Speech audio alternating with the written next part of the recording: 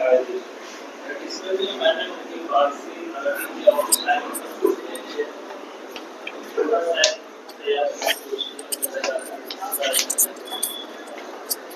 مولانا محمد علی جوہر کی شخصیت مختلف الجہات تھی، جیسا کہ ہم لوگوں نے اس سے پہلے بھی سنا ہے، اور دین صاحب نے ہمارے بڑی تفصیل کے ساتھ گفتگو کی ہے ان کی شخصیت کے اوپر۔ تو مولانا ایک ممتاز رہنما، نامور قائد، جنگ آزادی کے مجاہد، ایک نامور خطیب، صحافی، انشا پرداز، نقاد، سیاستدان اور شعلہ بیان مقرر تھے، مگر اس کے ساتھ ساتھ وہ ایک اچھے شاعر بھی تھے، اور شاعری کی جو یادگاریں محفوظ ہیں ان کو نظر انداز نہیں کیا جا سکتا ہے۔ مولانا محمد علی جوہر کو فارسی شعر فارسی کا فطری ملکہ اور طبعی ذوق تھا۔ بچپن سے شعر کہنے لگے اور 9-10 برس کی عمر میں اپنا تخلص جوہر رکھ لیا تھا۔ اس کے ساتھ انہیں شعر و سخن کا سازگار ماحول بھی ملا تھا۔ ان کی تعلیم سخن اس مکتب عشق میں ہوئی تھی جس کی تعریف ملا عراقی ان الفاظ میں کرتے ہیں: بے عالم ہر کجا درد و محن است، بہم کردند و عشقش نام کردند۔ وہ رامپور میں اس وقت پیدا ہوئے جب گھر گھر میں شعر و سخن کا چرچا تھا۔ داغ، امیر، جلال اور عروج وغیرہ دہلی کے بجائے رامپور کی مجلسوں کی زینت بن چکے تھے۔ چنانچہ مولانا جوہر مولانا عبدالماجد دریابادی کو اپنی نظر بندی کے دوران چھندواڑے سے اس زمانے کے رامپور کے بارے میں لکھتے ہیں: رامپور میں اس زمانے میں پیدا ہوا تھا جب گھر گھر مشاعرہ ہوتا تھا۔ امیر، تسلیم، جلال، عروج، دہلی اور لکھنؤ کے آسمان کے ٹوٹے ہوئے ستارے سب رامپور سے نور کر رہے تھے۔ مولانا کا خاندان شعر و شاعری میں ممتاز خیال کیا جاتا ہے۔ شعر و سخن کا چرچا خود ان کے گھر میں رہتا تھا۔ دیوان خانے کی گرمی محفل بھی شعر و شاعری کے دم سے تھی۔ ان کے ادبی ذوق نے اس ماحول میں پرورش پائی۔ ان کی فطری ذہانت اور طباعی اور شوخی و ظرافت نے ان کے ادبی ذوق کو جلا بخشی اور ان کی شخصیت کو وہ امتیاز بخشا جو ان کے ہم عصروں میں بہت کم لوگوں کو نصیب ہوا۔ ان کے مجموعہ کلام میں جو اشعار تغزل کے اعتبار سے مائع ناز ہیں اور جن میں غزل کے مختلف مضامین نظر آتے ہیں، وہ اسی شخصیت اور ادبی ذوق کا پرتو ہیں۔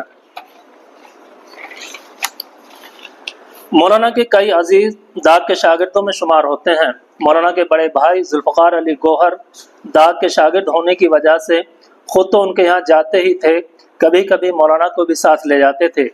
حضرت داغ مولانا کی ذہانت اور حاضر جوابی سے بے حد خوش ہوا کرتے، کیونکہ مولانا جوہر داغ کے اشعار یاد کر کے انہیں سنا دیتے تھے۔ بعد میں اسی ذوق نے انہیں خود شعر کہنے پر ابھارا۔ مولانا کے گھر پر مشاعرے اور مجلسیں ہوتی تھیں اور خود بھی کمسنی کے باوجود ان میں حصہ لینے لگے تھے، مگر تعلیم ختم کرنے کے بعد وہ سیاست کے پیچ و خم اور قوم و ملک کے مسائل میں اس طرح الجھے کہ شاعری کو سنوارنے اور مشق سخن کی فرصت نہیں ملی۔ مگر چونکہ طبیعت میں موزونیت اور شعر و سخن سے فطری مناسبت تھی، سیاسی تغیرات اور گرد و پیش کے حالات نے ان کے جذبہ شاعری کو پروان چڑھایا اور جذبہ خلوص و خدمت میں ان کی رہنمائی کی۔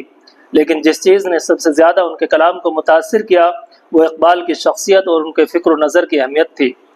اقبال نے اپنے کلام، اپنے پیغام اور اپنے جذبات سے ملت کے ذہنوں کو بیدار کیا، ان کے لہو کی گردش کو تیز کیا اور ان کے اسلاف کے شاندار ماضی کی تصویر پیش کر کے ایک ماحول استوار کیا۔ مولانا اپنے خود نوشت میں جگہ جگہ اس کو بیان کرتے ہیں۔ جب ان پر کوئی کیفیت طاری ہوتی یا کسی واقعے سے متاثر ہوتے تو خود بخود موضوع کلام ان کی زبان سے نکلتا تھا۔ چنانچہ لکھتے ہیں: لکھنے کے لیے نہ بیٹھتا ہوں نہ کوشش کرتا ہوں، مگر جب طبیعت پر خود ہی کسی بیرون تحریک کا غلبہ ہوتا ہے تو بغایت مجبوری کہہ لیتا ہوں، اور یہی ایک ذریعہ علاوہ تلاوت قرآن پاک کی تسکین قلب کا رہ گیا ہے۔ مولانا کی شاعری نہایت برجستہ اور بے ساختہ۔ سر اصل میں مجھے بعد میں معلوم ہوا تو میں نے دونوں کو ملا کر ہی لکھا، اس لیے کہ کسی ایک موضوع پر تخصیص کرتا اس میں زیادہ متعلق ضرورت پڑتی۔ جی، مولانا کی شاعری نہایت برجستہ اور بے ساختہ ہے۔ اس میں الجھاؤ اور پیچ و خم کے بجائے بڑی سادگی اور اصلیت پائی جاتی ہے۔ چند شعر ملاحظہ ہوں: دیر و حرم میں ڈھونڈ کے سب تھک گئے اسے، اب کون کہہ سکے کہ کہاں ہو کہاں نہ ہو، کرنا ہی تھا حرام تو پھر وعدہ کس لیے، یہ کیا کہ میں حلال وہاں ہو یہاں نہ ہو، سنتے ہی جس کو خلق میں کوہرام مچ گیا، جوہر وہ تیری ہی تو کہیں داستان نہ ہو۔ مولانا کو داغ کی صحبت و تربیت اور رامپور کے شعری و ادبی ماحول کی وجہ سے اظہار خیال پر غیر معمولی قدرت تھی، اس لیے سیاسی مسائل اور قومی معاملات بھی انہوں نے شعری پیکر میں پیش کیے ہیں۔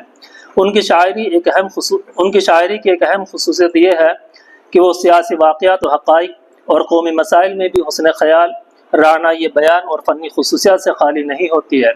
مولانا کی زندگی پہم ابتلا و آزمائش سے دوچار رہی، قوم و وطن کی محبت کے جرم میں ہمیشہ قید و بند کی صعوبتیں برداشت کرتے رہے، مگر قید کی تنہائیوں میں انہیں فکر سخن کا زیادہ موقع ملتا تھا اور اسی خاموش فضا میں ان کی شاعری کا اصلی جوہر کھلتا تھا۔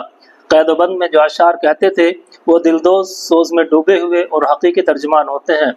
ان کی شاعری ان کی سیرت و کردار کے ترجمانی کرتی ہے۔ اگرچہ مولانا کی شاعری کی ابتدا روایتی شاعری کے ماحول میں ہوئی تھی، مگر انہوں نے گل و بلبل کے ترانے، روایتی عاشق و معشوق کی داستانیں اور برق و سوزاں کی کہانیاں اپنی شاعری میں نہیں سنائی، بلکہ ان کی شاعری میں روداد قلبی، واردات زندگی اور کمالات فنی نظر آتے ہیں۔ تاریخ اسلام کے علاوہ اس وقت کے حالات نے بھی ان کی شاعری کو متاثر کیا ہے۔ ہندوستان کی سیاست نشیب و فراز سے گزر رہی تھی، مولانا کی شاعری پر اس کا بھرپور اثر نظر آتا ہے، اور ان کے مجموعہ کلام میں اہم موضوعات پر نظمیں موجود ہیں، جیسے سر سید احمد خان، استقبال رمضان، الوداع رمضان، ہائے غلام حسین، شان کلکتہ، فغان دہلی، نوحہ شان حسین، دعائے اسیر اور زائر مدینہ وغیرہ۔ ان موضوعات سے اندازہ ہوتا ہے کہ شخصی عقیدت اور مذہبی عقیدے سے متاثر ہو کر منظومات کہی گئی ہیں۔ قدرت نے انہیں ایک حساس دل دیا تھا جو درد و سوز اور آرزومندی سے مالا مال تھا۔ نثر میں بھی انہوں نے جن موضوعات کو آئینہ دکھایا تھا ان میں بھی عہد رفتہ کو تلاش کرنے کا جذبہ شامل تھا، اور ان کی شاعری بھی اس جذبے سے خالی نہیں۔ انہوں نے قومی اور ملی مسائل پر اشعار کہے، اگرچہ ان کی شاعری کا اصل جوہر ان کی غزلیات میں ہے۔ انہوں نے اپنے جذبے اور احساسات کی شدت کے ساتھ اپنے قومی جذبات کا اظہار اپنے غزلیات میں کیا ہے۔ عشق مولانا کی شاعری کی روح ہے، اس میں جان اس جذبہ عشق کے ذریعے ہی پیدا ہوتی ہے، اور یہ عشق ہے قومیت کا، ملت کا، وطن کا اور ہندوستان کی آزادی کا۔ لکھتے ہیں، یاد وطن نہ آئے ہمیں کیوں وطن سے دور، جاتی نہیں ہے بوئے چمن کیا چمن سے دور، گر بوئے گل نہیں نہ سہی یاد گل تو ہے، سیاد لاکھ رکھے قفس کو چمن سے دور۔ قاتل خنجر تیغ قاتل بسمل صیاد قفس اور نزا وغیرہ جی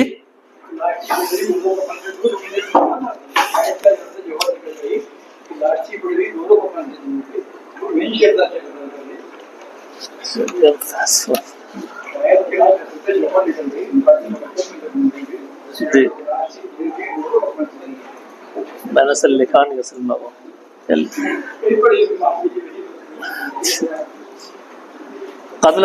قاتل خنجر تیغ قاتل بسمل صیاد قفس اور نزا وغیرہ ہماری کلاسیکل غزل کی علامات ہیں۔ مولانا نے ان علامات کو ہندوستان کی آزادی کے لیے جہاد میں جان دینے کے لیے استعمال کیا۔ ملاحظہ ہو، راہ روتھا عشق کا منزل کو پا لیا، اب اور کیا نشان میری لوح مزار دے، ہے رشک ایک خلق کو گوہر کی موت پر، یہ اس کی دین ہے جسے پروردگار دے، کچھ بھی وہاں نہ خنجر قاتل کا بس چلا، روح شہید رہتی ہے نعش و کفن سے دور۔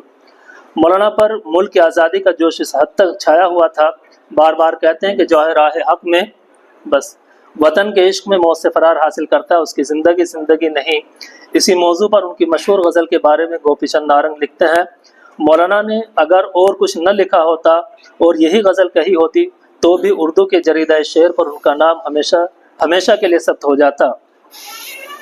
مولانا کی یہ غزل ماہنامہ معارف مئی 1917 میں شائع ہوئی اور ان کے مجموعہ کلام میں بھی شامل ہے۔ دور حیات آئے گا قاتل خزاں کے بعد، ہے ابتدا ہماری تیری انتہا کے بعد، جینا وہ کیا کہ دل میں نہ ہو تیری آرزو، باقی ہے موت ہی دل بے مدعا کے بعد۔